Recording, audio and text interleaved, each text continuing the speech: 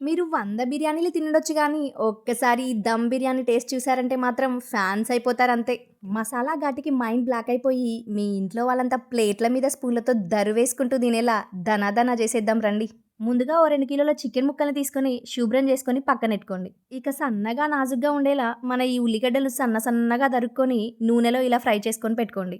ఇక ఇప్పుడు మీరు వీడియోలో చూస్తున్నట్టుగా అన్ని మసాలా దినుసుల్ని యాడ్ చేసేసుకొని కొంచెం బగారాకు, అలాగే మనం ఫ్రై చేసుకున్న కొన్ని ఆనియన్స్‌ని వాటితో పాటు ఫ్రై చేయని కొన్ని ఆనియన్స్‌ని కూడా తీసుకొని పుదీనా, కొత్తిమీర మిక్సీ జార్‌లో వేసుకొని మెత్తగా గ్రైండ్ చేసి పెట్టుకోండి. ఇక ఓ వెడల్పాటి గిన్నెని తీసుకొని దాంట్లో కొంచెం బగారాకు, అలాగే షాజీరాని యాడ్ చేసుకొని ఇదిగో చూస్తున్నారుగా మన చికెన్ పీస్‌లు బాగా బలిసిన కొడి ముక్కలైతేనే కదా దాన్ని అరచేతిలో పట్టుకొని లాగడంలోనే అసలు సిసలైన మజా. ఇలా గాంభీర్యంగా ఉన్న ముక్కలు తీసుకొని కొంచెం పుదీనా, కొత్తిమీర అలాగే పచ్చిమిర్చిని ఇలా పొట్ట చీరి వేసేసుకోండి. ఇక మిక్సీ చేసి పెట్టుకున్న మెత్తని పేస్ట్ యాడ్ చేసుకొని ఫ్రై చేసి పెట్టుకున్నటువంటి వాటిలో నుంచి కొన్ని ఫ్రైడ్ ఆనియన్స్, తగినంత కారం యాడ్ చేసుకోవాలి. బిర్యానీలో మాత్రం కరాని కారం కేక పుట్టిస్తుంది మరి. ఇక ఎట్లంటే కారం ఘాటు కంటికి ఉప్పు ముదురు ఎరుపు రంగులో మురిపిస్తుండాలి. అట్లనే సరిపోయేంత ఉప్పేసుకొని అప్పుడే దంచుకున్న అల్లం వెల్లిపాయ ముద్ద వేసామంటే ఆకలి ఆవిరైపోయి ఆకలి మంటలు మొదలవ్వాలి. ఆనియన్స్ ని ఫ్రై చేసి పెట్టుకున్న ఆయిల్ ఉంది కదా అదేసేయండి.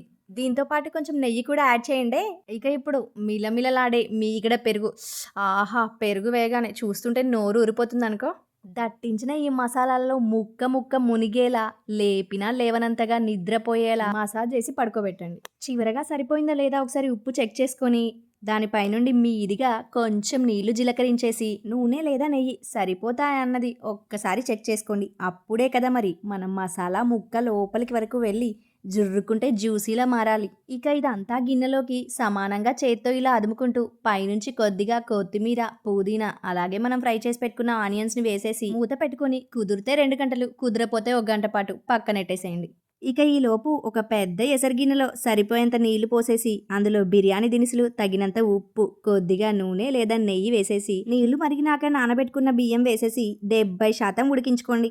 అంటే కొంచెం పలుకు మీద ఉన్నప్పుడే వడకట్టేసేయండి. ఇప్పుడు మసాలా కలిపిన చికెన్ ఉన్న గిన్నెను నిద్రలేపి పొయ్యి మీద ఎట్టేసుకొని ఈ తీసిన అన్నాన్ని సమానంగా పరుచుకొని మీది నుంచి కొంచెం ఫ్రై చేసుకున్న ఆనియన్స్, పుదీనా, కొత్తిమీర యాడ్ చేసి మూత పెట్టి ఓ 10 నిమిషాల పాటు హై ఫ్లేమ్లో, ఓ 10 నిమిషాల పాటు మీడియం ఫ్లేమ్లో ఉడికించేసుకుంటే ఇక మూత తీసి అడుగున ఉన్న ఆ గ్రేవీని అలా పైకి తీస్తుంటే ఆహా! ఒక్కో మెతుకు ఒక్కో ముత్యంలా మెరిసిపోతుంది చూడండి. ఇక ఈ వేడి వేడి బిర్యానీని ప్లేట్లోకి తీసేసుకుని ముక్కనలా తుంచి ఓ ఉల్లిపాయ ముక్కను నంచుకొని కాస్త నిమ్మకాయ పిండుకొని తింటే ఉంటదండి బాబు.